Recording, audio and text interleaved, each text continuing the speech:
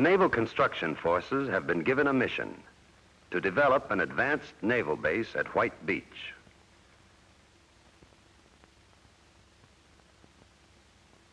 Landings were made by assault Marines and the site secured. After which an amphibious construction battalion, as part of the Naval Beach Group, came ashore to put down pontoon causeways, to build a temporary camp, and set up supply dumps, and to clear the beach and harbor of wreckage. The amphibious Seabees completed their part of the job. Now it's time to bring in a mobile construction battalion, which will take these bare beginnings of an advanced base and make something of them. A battalion which will build a community sufficient unto itself. Perhaps an airstrip to service a squadron of jet planes. A hospital or storage facilities, or a repair base for light vessels. But before the mobile Seabees take over at White Beach, let us flash back in time to a day some months earlier, the day on which our Mobile Construction Battalion was commissioned. It's a new battalion. Let's see the stuff we're made of. In other words, who goes into our battalion and why? Who are we Seabees? Well, to start with, a large number of our officers are veterans of World War II. Many were civilians until recently, members of reserve units, and either were recalled to active duty or volunteered in this time of national emergency. Like our skipper, he was in the construction business until he was recalled in August of '50. This chief warrant officer, who saw service at Iwo Jima and Okinawa in the last war, was a construction superintendent on the Arabian pipeline. He's back in uniform now, and we're lucky to have him in the battalion. And this company commander was a highway construction engineer in the Middle West. When they came back into the Navy, many took the brush-up course at the CEC Officers School at Port Hueneme, where they learned new theory and techniques which have been developed since the war. Of course, all our officers are not war horses returning from civil life to put out a fire. This young ensign, a diesel man, is fresh from Georgia Tech. And our executive officer belongs to the Civil Engineer Corps of the regular Navy, having transferred from the Naval Reserve in 1943. The enlisted men in our Mobile Construction Battalion are both regulars and reserves. Some young, some not so young. Some experienced, some inexperienced. Like this kid who just got out of boot camp. He's a construction apprentice and will buck for a builder's rate overseas. In general, however, the character of the mobile Seabees is forged by the experienced hands from civilian life. Like this chief electrician who worked for a large electric company, coming back into the service after the fighting in Korea started. And this young utilities man who was rated because of his civilian background as a pipe fitter. All the men in our battalion don't hold construction rates.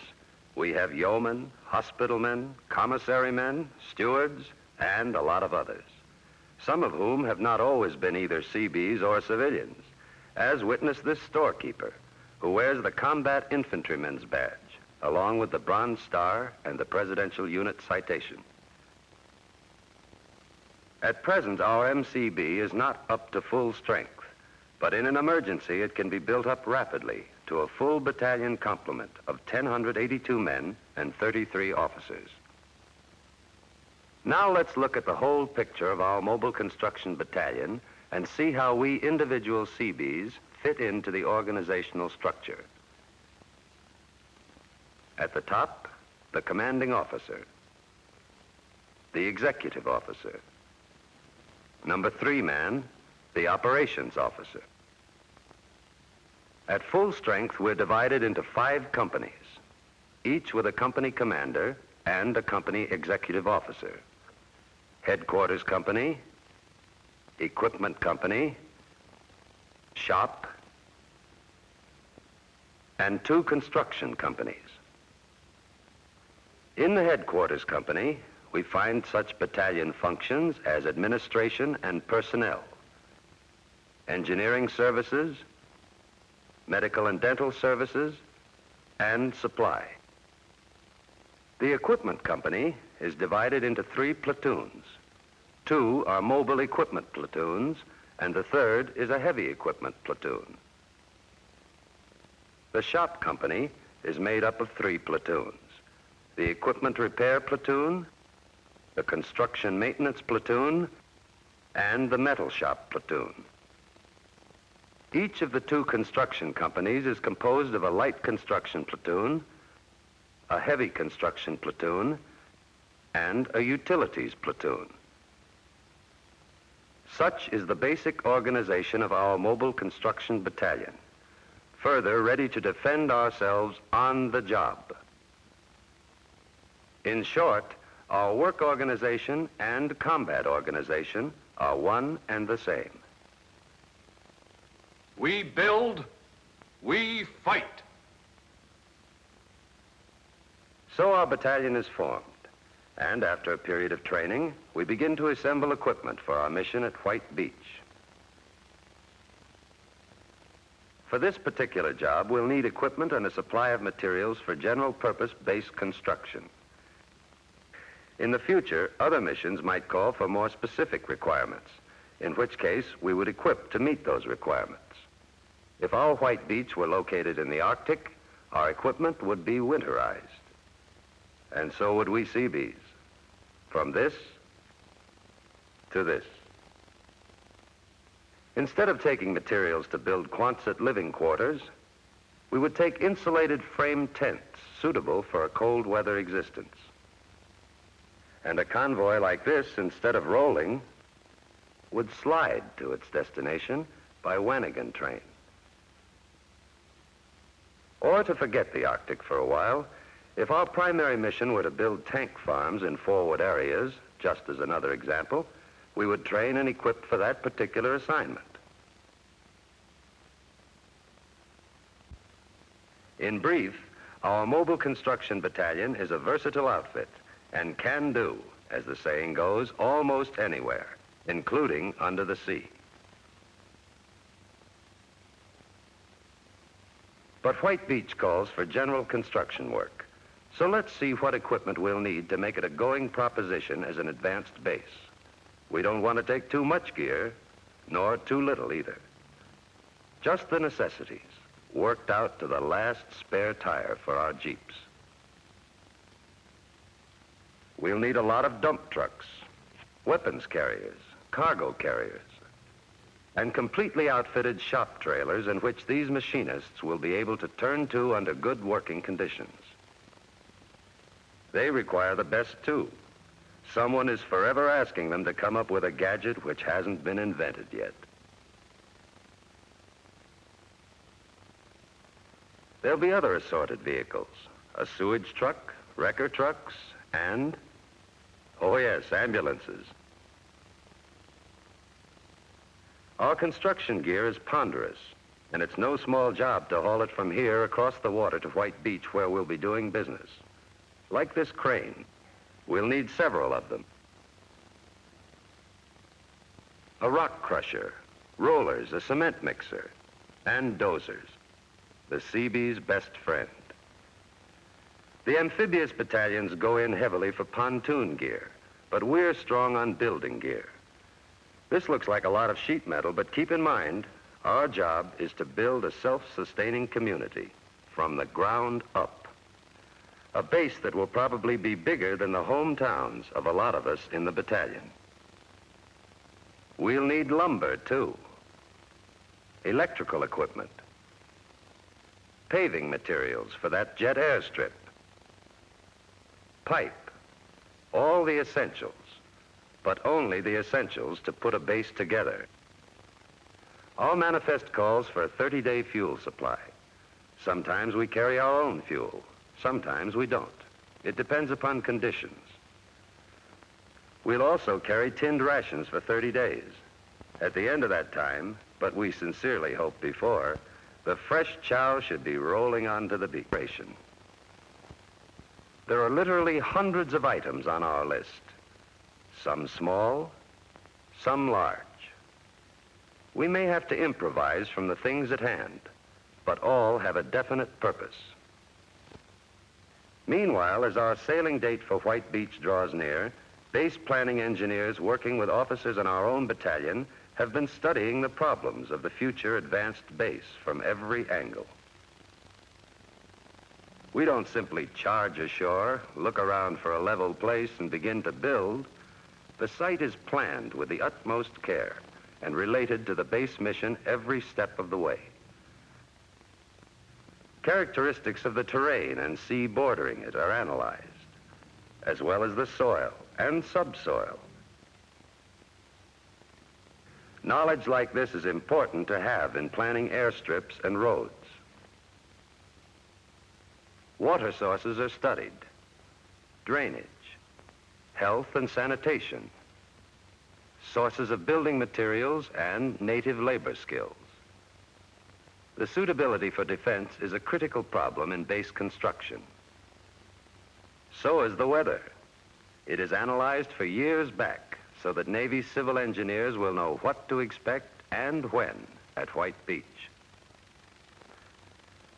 On the basis of these studies, equipment lists are combed through again, unnecessary items eliminated. There's not much the Navy civil engineers won't know about White Beach long before any of us in the battalion get a look at the place. And that's the story so far.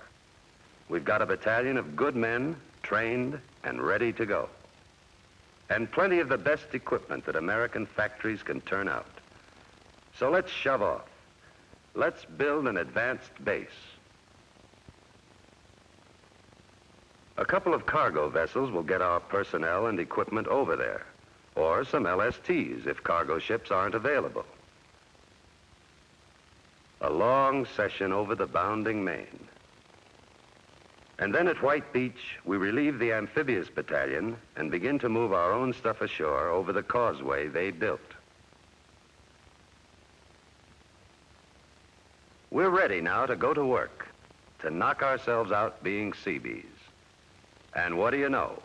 We're put on an emergency schedule the moment we hit the beach, with orders to build an airstrip to handle a squadron of jet planes.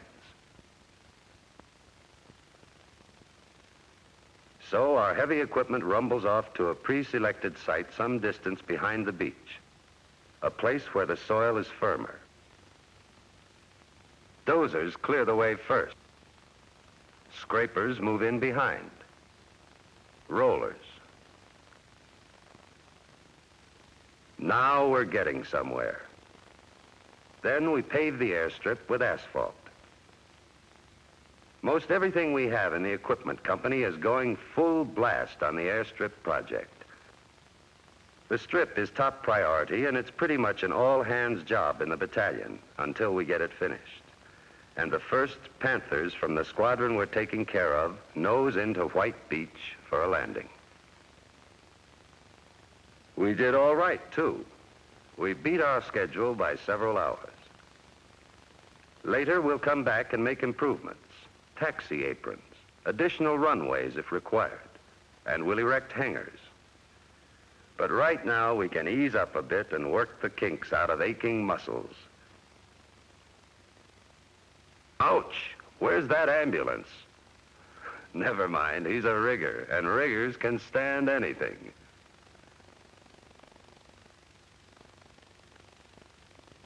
Day by day, week by week, we build White Beach into a going concern. Thousands of men and tons of supplies are moving through now, and good roads are vital.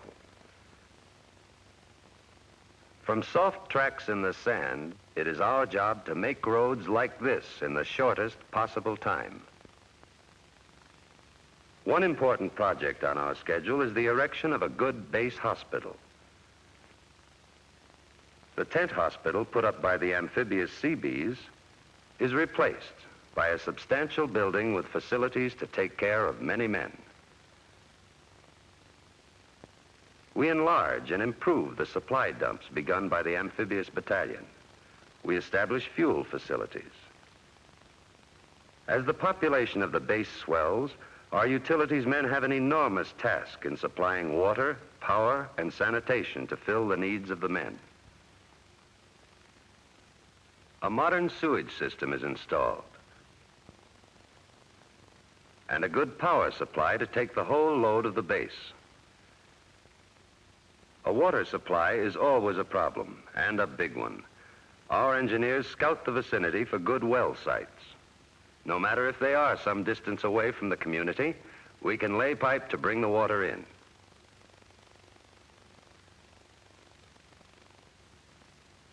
That pontoon causeway, which has done its job so well as a ship-to-shore bridge, now becomes a wharf for light vessels. While our heavy construction platoon swings into action, driving piles for a new pier, which will dock the biggest cargo ships. Meanwhile, we're building more substantial quarters for ourselves and the hundreds of new base personnel assigned to White Beach. We're becoming a substantial base now, with rows of Quonset living quarters laid out on regular city streets. There are even street signs. We build mess halls for both officers and men. And finally, when all priority work is finished, recreational facilities.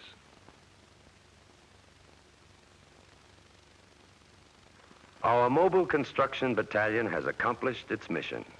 We have built White Beach into an advanced base to furnish the required logistic support to the forces afloat. We'll move on now. A CB maintenance unit can keep White Beach running smoothly. We're going back to rest and re-equip. And then we'll have another job to do, somewhere else. What was that about a base in the Arctic?